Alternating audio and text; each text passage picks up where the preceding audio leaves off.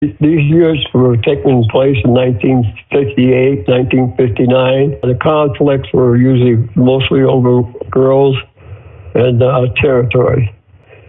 1960 to 61, when I went to Galileo High School. After leaving Galileo, going to Balboa is kind of when the clubs were starting to break up. You didn't see too many around anymore.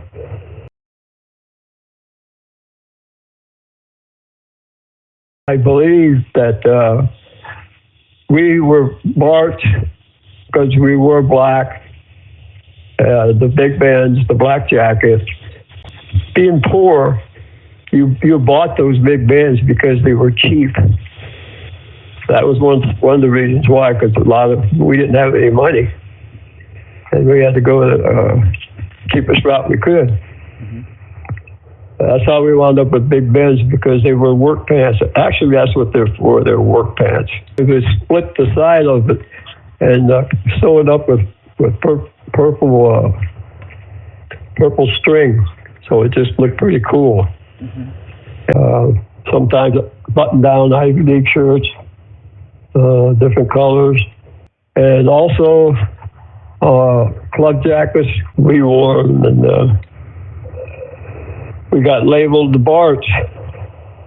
That was fine.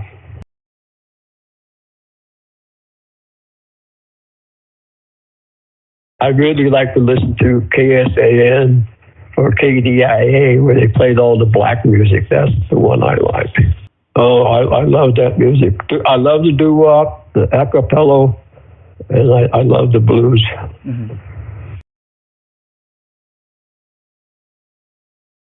We had I told you before, I think we had a run-in with the Sheiks, where they would come down from KYA Hill from Hunters Point.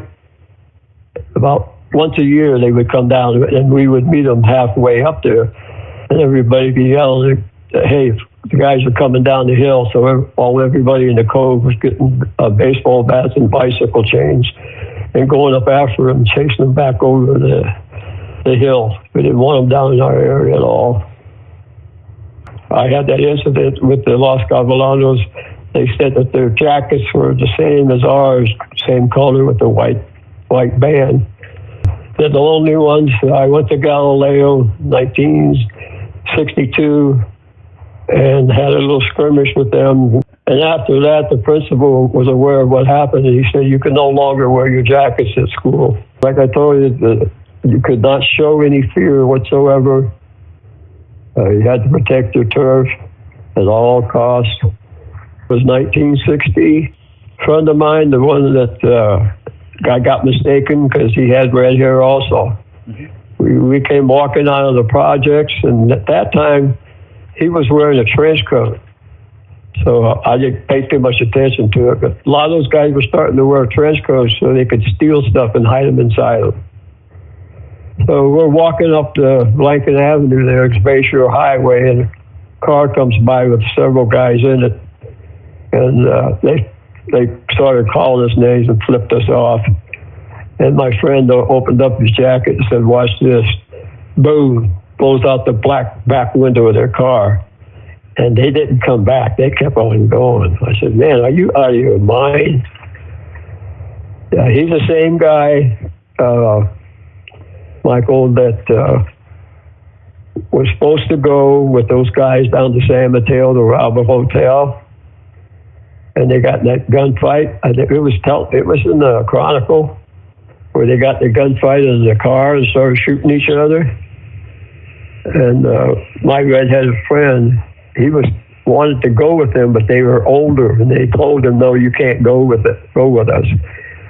And the next day, he was delivering newspapers. The headlines showed what happened, and he wanted to go with them. Thank God he didn't, because he's been shot himself.